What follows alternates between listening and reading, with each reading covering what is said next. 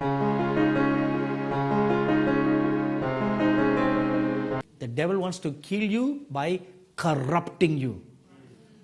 Let me give you a very good biblical example for that. The evil king Barak wanted to destroy Israel. So he went and hired Balaam to curse Israel. You all know the story? All right. So, Balaam couldn't curse, but he was greedy for money. Greedy. So he came up with a clever plan. Okay, he told the king, all right, you cannot destroy Israel, I cannot curse Israel. However, let us make God destroy his own people. That was their clever plan. So how to do that? Intermingle righteous and unrighteous. Your most beautiful sons, and let them entice the daughters of Israel, the sons of Israel. Entice them. Make them sleep with your sons and your daughters. Corrupt them morally. And when they are morally corrupted, God himself will destroy the immoral nation. Clever plan. Did it work? It worked. It worked. Because of that evil act, God had to punish Israel.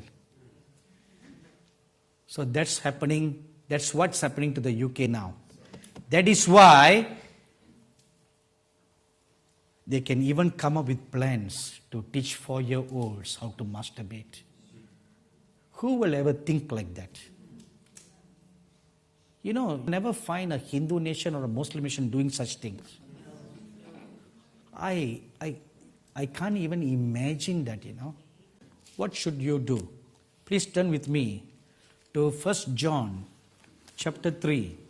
1 John chapter 3, and let's look at verse 2 and 3. Beloved, now are we the children of God, and it does not yet appear what we shall be. But what we know that when he shall appear, we shall be like him, for we shall see him as he is. And every man that hath this hope in him purifies himself, even as he is pure. So the call of God for us is purify yourselves. Purify yourselves. For you to claim that you are waiting for the coming of the Lord, you're waiting for that catching up. Purify your souls. Teach your children how to live a life of purity. It's a parent's responsibility, not the church Sunday school's responsibility. It's a parent's responsibility. You should train your children in the way they should go. Not expect the church to do that. You know, many churches today don't teach children how to fast. They don't teach them how to pray. They don't do all that. 7 years ago or 5 years ago, an angel of the Lord appeared to me and said, prepare the young children for their destiny. For their time has come to fulfill their last day's destiny. So organize a day of fasting and prayer for the children. We have once a month, all our partners, we gather to fast and pray from 10 in the morning right up to 3 or 4 in the afternoon. So, you know, whenever mothers come to the meetings, they don't come alone. They bring all their children along. So about 1,000 people gather at our meetings, and at least there would be about 300 to 400 children. So what do the children do? Run around everywhere. They are not like these wonderful kids. You know, I've never seen them moving out of their chairs. They are like rooted and grounded, like in faith and love. All these 3 musketeers. And I do not know whether you noticed they are seated in the same chair yesterday and today. See, they are not like our wonderful kids here.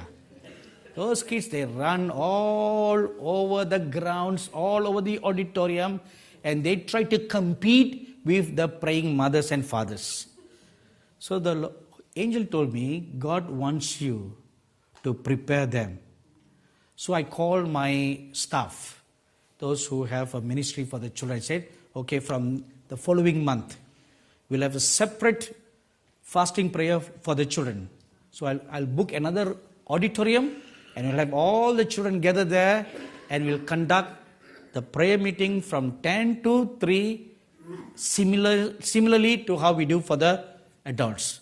And I told them they will all fast. No food will be given to them. So my staffs protested, said, no, it's not possible. We should feed them. They are children, they will hunger, they will cry. I said, whichever children cries, bring them to me. I told them that, bring them to me. I will personally take care of those kids. Of course, not beating, just them sit on my lap, just sing some lullabies to them and take away all their hunger. So the following month, but nevertheless, sometimes staffs, they have little faith. They don't like to obey what the boss tells them. So they prepared some food just in case. And of course, they didn't use the ministry's money, they used their own money. Because they know they'll get a good thrashing if they had touched the ministry's money without my authorization. So they shed their own money, they prepared food just in case. Plan B. See, we are all very wise Christians. We always come up with plan B in case God lets you down. Am I right? We always do that, plan B.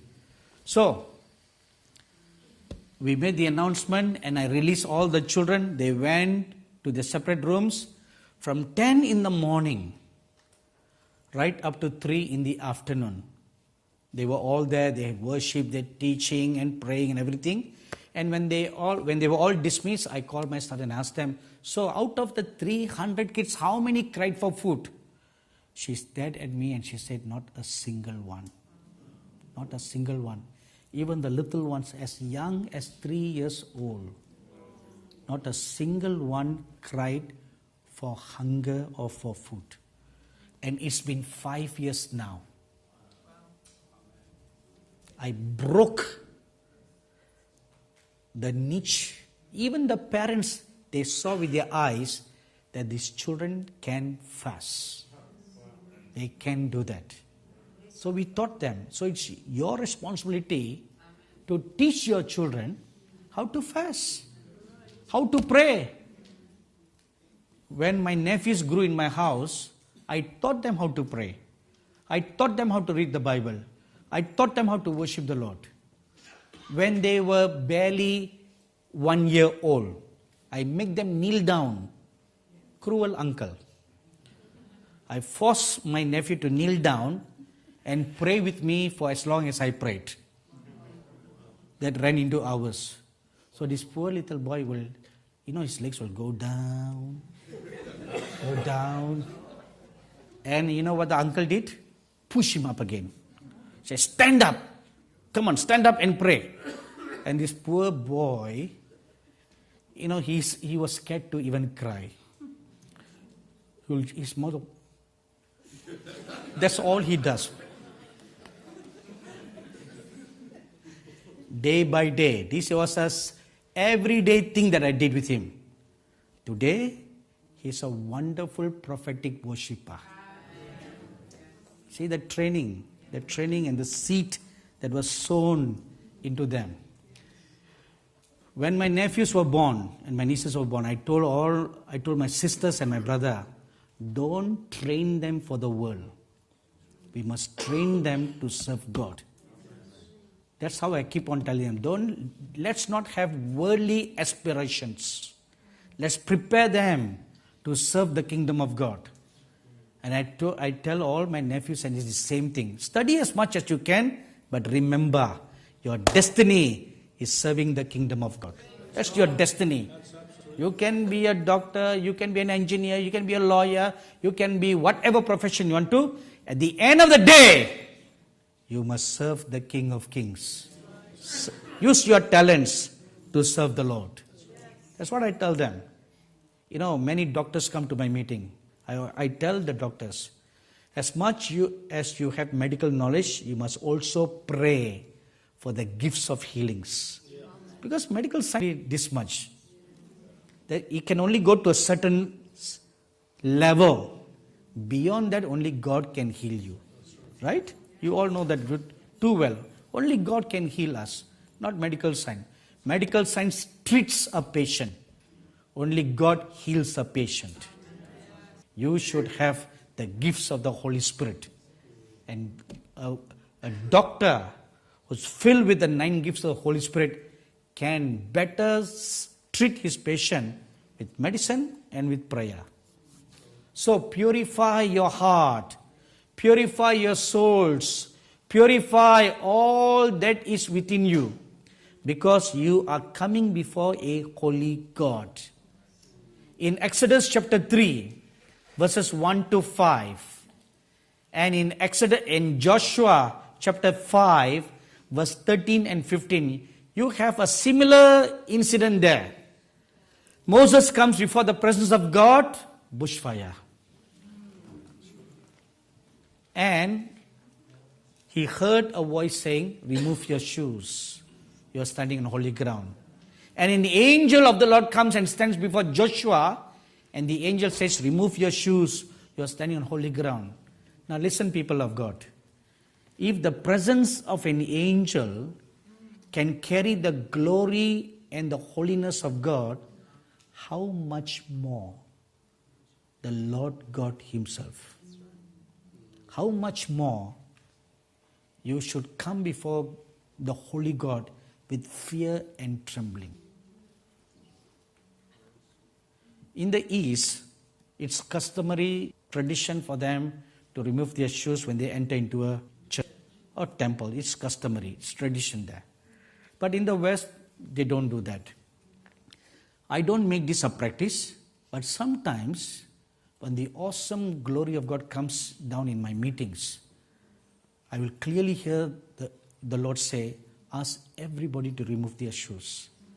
And they've done that, and it is always accompanied by an awesome glory of God that covers the entire crowd of people. I had a very, very painful experience last year in Tanzania.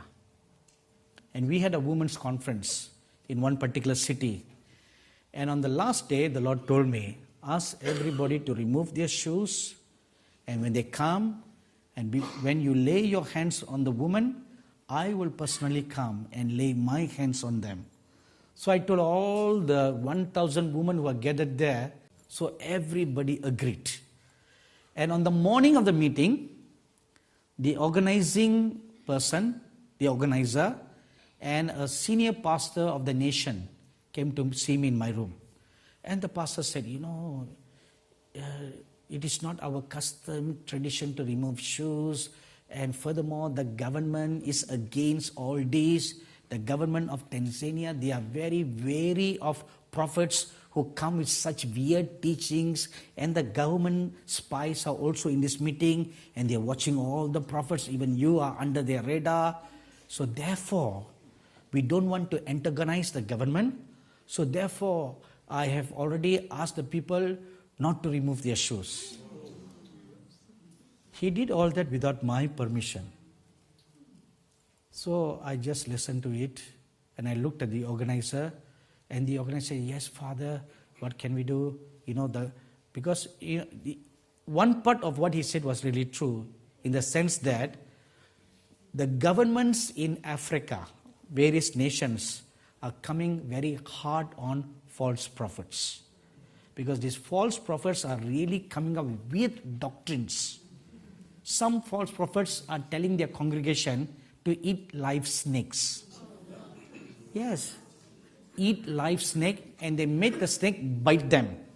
Because the scripture says, you shall take up a poisonous snake and nothing will harm you. And one pastor who kept on doing that was eventually bitten by a cobra and he died. Right in the church service. He took a cobra and said, look at me, look at me. And he made the cobra bite him and he died. And the government step in and they close the church. And then there is another prophet who goes around telling the church, all of you are the sheep of the Lord's pasture, therefore we should eat grass. Seriously, Scout's honor.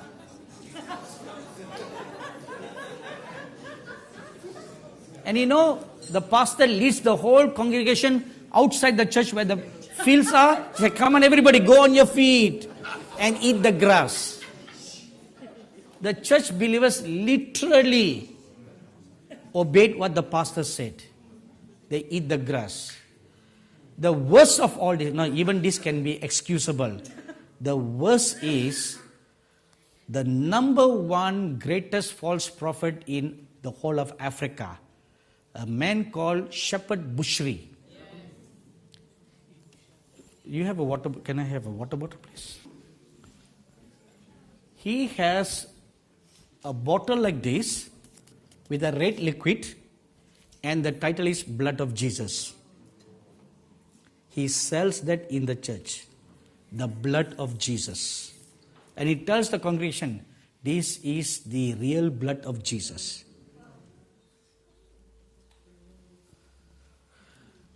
So, because of all this kind of weird stuffs, the governments are coming hard on the false prophets to safeguard innocent people.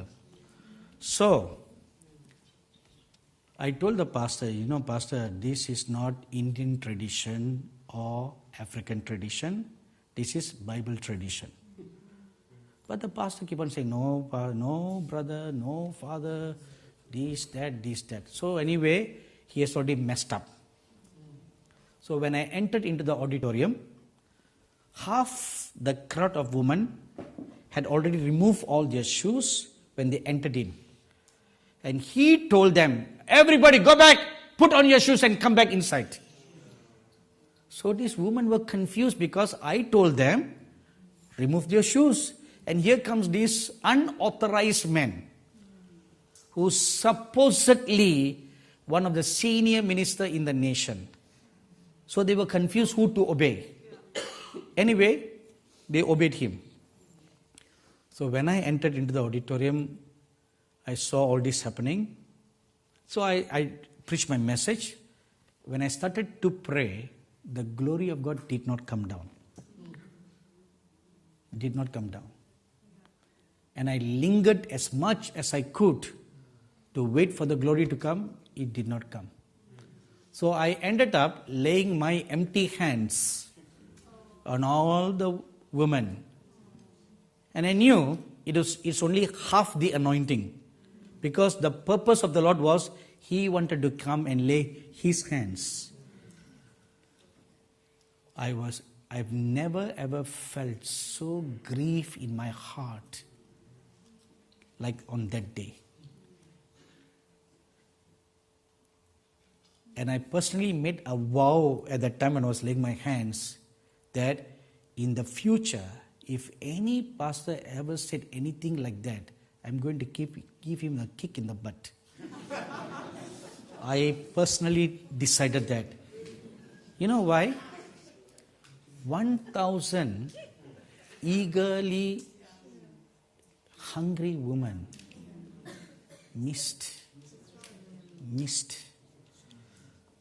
what God had ordained for them because of an disobedience.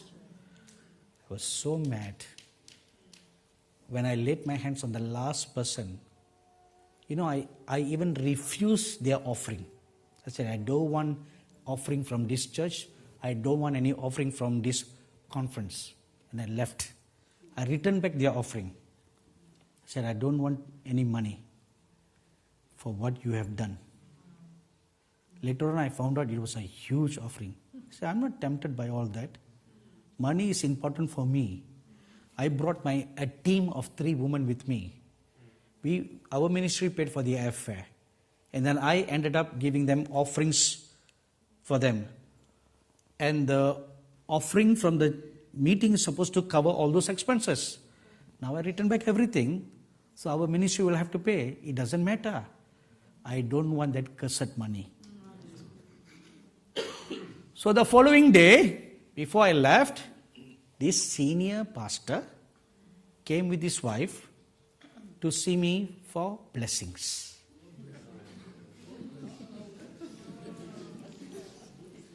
So the pastor and his wife, I was already mad,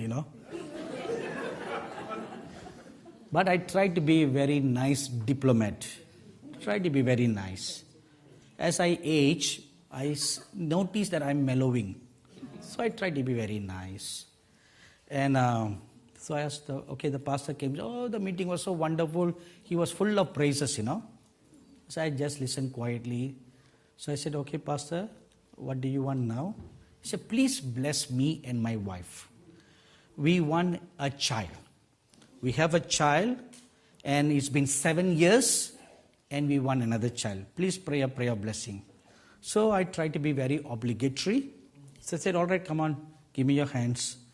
I closed my eyes, I started praying, and I clearly heard the Lord say, because of what he did yesterday, I am closing his womb, and they will never have a child. So when the Lord has said that, how can I pray, Lord bless the fruit of the womb? I ended the prayer abruptly. I said, go. Womb close.